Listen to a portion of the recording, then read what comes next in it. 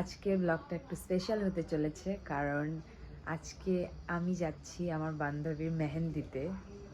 ও আমার childhood friend ছিল, তো আজকে একটা খুবই বড় দিন ওর জন্য। তো আমি যাচ্ছি, সাথে যাচ্ছে আমার বন্ধু। এই যে দেখো, ও এসে পড়েছে। ও খুবই রাগ করে আছে, বাট ও এখনো রেডি হয়নি। বন্ধুরা প্লিজ কমেন্ট করার বিষয় নিয়ে। অ্যাকচুয়ালি ও রেডি হয়ে চলে এসেছে, আমি এখন রেডি হইনি। আমি রেডি হব, তো তার জন্য ও রাগ হয়ে গেছে যে এত লেট করছি। তো যাই হোক, চলো তাড়াতাড়ি রেডি হয়ে নিই, নাহলে লেট হয়ে যাবে। এখন বাজে 6:45, তো রেডি হতে হতে আর যেতে যেতে ম্যাক্সিমাম 6:30 কি 7টা বেজে যাবে। তো চলো তাড়াতাড়ি রেডি হয়ে নিই। তো তোমরা দেখতে পাচ্ছ আমার হুলিয়া স্নান করেছি, তারপর চুলটাও ভেজাই ছিল, তো চুলটা ঠিক করতে হবে। যাই হোক, তো এখন আমি রেডি হব, আর আমার আউটফিটটা তোমাদেরকে দেখিয়ে দিচ্ছি। এই হচ্ছে আমার আউটফিট, আজকে এটা পরবো, যেহেতু মেহেন্দি তাই আমি গ্রিন কালার আউটফিটটা চুজ করেছি। তোমরা জানিও আউটফিটটা কীরকম। তো চলো চট করে রেডি হওয়া যাক, নাহলে ও একদম আরও ঝগড়া করবে আমার সাথে। তো আমি আউটফিটটা পরে নিয়েছি, এই যে দেখো কীরকম লাগছে।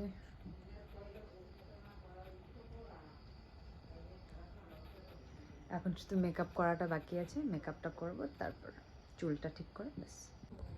আমি রেডি হয়ে গেছি, এই দেখো কীরকম লাগছে মেকআপটা, অবশ্যই জানিও। কিন্তু এই ড্রেসটা আমি এখন চেঞ্জ করব, কারণ আমি আমার ফ্রেন্ডকে ফোন করলাম, জিজ্ঞাসা করলাম যে তুই কী পরেছিস। তো ও বললো ও নর্মালি মানে সেজেছে। তো আমিও আর এটা আমার পরার ইচ্ছে নেই, কারণ এতে দেখতেই পাচ্ছ একদম চমকিলা টাইপ ড্রেসটা। তো আমিও ভাবছি নর্মালি কিছু একটা পরে যাব।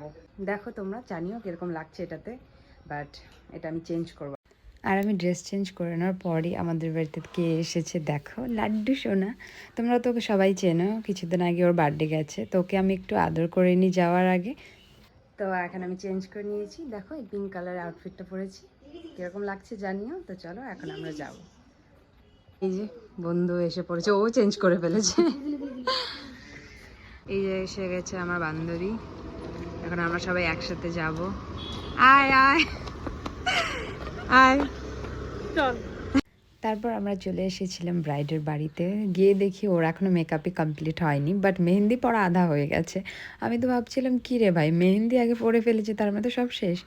কিন্তু না, ও আগে মেহেন্দিটা মানে আধা পরে রেখেছিল, তারপর মেকআপটা করছিল। আর দেখো ভালোই লাগছিল ওকে মেকআপ ছাড়াই। আর এদিকে আমি আর আমার বান্ধবী একটু ড্রয়িং করছিলাম। তারপর ওর মেকআপ করা কমপ্লিট হয়ে যায়, তারপর আমরা দেখতে চলে যাই যে ওর যেখানে মানে মেহেন্দি হবে, জায়গাটা খুব সুন্দর সাজিয়েছে। তারপর ও এসে যায় ওর মেকআপ কমপ্লিট হওয়ার পর। তারপর এখানে আমরা বসে যাই সবাই মিলে।